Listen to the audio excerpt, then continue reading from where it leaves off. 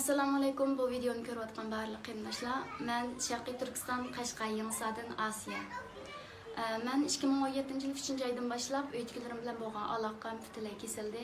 Bundan burun 2013-yildan boshlab 2017-gacha bo'lgan aloqam darmal normal bo'lsa-mu, ammo vatanga qaytishim o'tkilar tarafidan, ya'ni u yerning ahvolini ayt xatarli, kelsangiz bo'lmaydi bolam deganlik tufayli borolmagandim.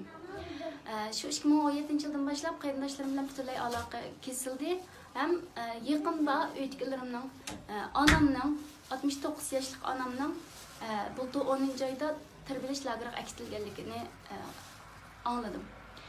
Anamdan özbek keselcan biz 9 qeyrındaş 9 balın bir çoğunluk boğaçılık anamdan aydı. Japat atkan özüne ait keselmen ayaldı. Onun berdaş biremedim ben bilemedim. Hayat mı terik mi ben bilemedim. O haberini alğandıki şunda kallam cayda emas, uyku emas.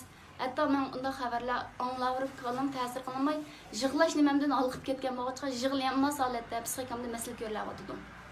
Ondan sirib mening 6 qarindishim turmadi ekan.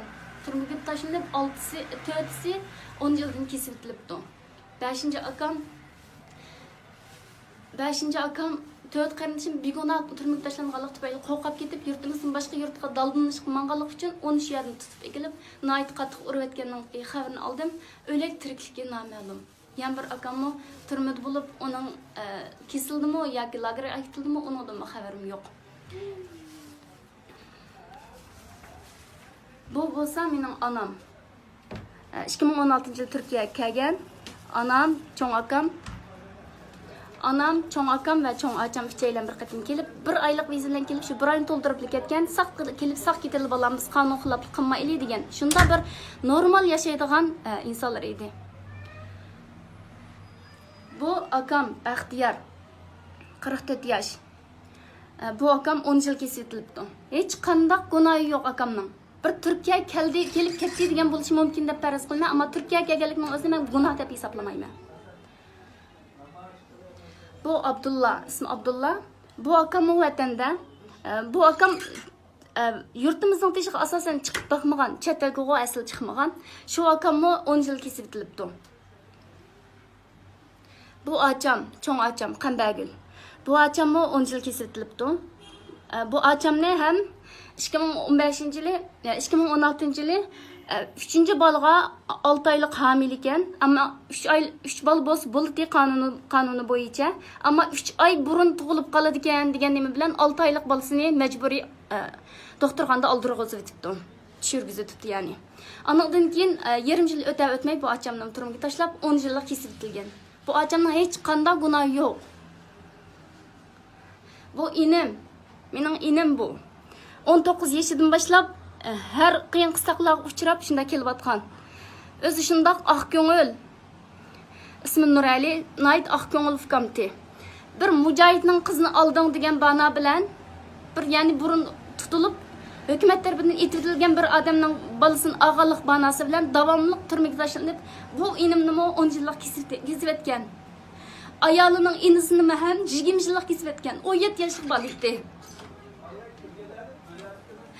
Bu açam Ayşemgül, çoğun yengem. Bu açamның lagerga ketgan. Nima sababdan ketganligini sen bilmaymiz. Bu akam baya degan bek urib etilgan akam shu. Aytdim optan. Bizning o'qituvchilarimizga nayt yordamda bo'lgan akam edi. Hayotini birsiga azar berib bakmagan akam tek o'ylanmagan. Bu balalar atanız tutilganlikdan lagerga kitilgan. Hozir hayot ekanligini men bilmayman. Bu 17 yoshli Abduqayyum. Bunun lagerga ketgan. Bu 17 yoshli bolaning nima gunohi bor? Bu akam, bu kamtaqi xanzi maktabda o'qiydigan bola. Bu tog'am To'xti No'ruz. Bu tağam 2016-yil kelib, ishga o'g'lidan kelib, mishada navoiylik qilib bir mezgil turayli deb yenib kelsa, ayolini akir ketib, erin kamiz bo'lmaydi deb tikashini bilan ishga o'g'lini ilib ketgan. Ketgandan beri izdirki yo'q, keyin olsak bunim lagerga ketibdi. Bu ishga o'g'li, birisi 19 yosh, birisi 20 yoshlik, shundaq endi bir o'sib yetilgan nota o'g'il bolalar. Bularning nima gunohi bor? Hech qanday gunohi yo'q. Bu şundaq günahsız kişilerni qalaymakan tutup, yani şundaq dərtsəndi qilib, bizlərni ata-anamızdan, urug-tuqqanlarımızdan arıb turub, yani biz hiç qandaq günah işlemidik. Biz ularga baxtiyor turmushni beryapmiz deb qop-qora tuhmatni chaplayotgan shu Xitoy tajovuzchilariga aytamanki, ey Xitoy, sen xato qilding. Sen yolg'onchi, sen kazzab, sen dunyoni aldayotsan, sen bizlarni oldimdan Allah san kifoya, biz ham bir tomchi qinimiz qog'ichilik sen bilan ilishimiz. Bizning tuqqanlarimiz uchun biz gücümüzün yetiştiricilik qilamiz. Sen anlab qo'y. Sening neslin qolmaydi, sening neslin quriydi.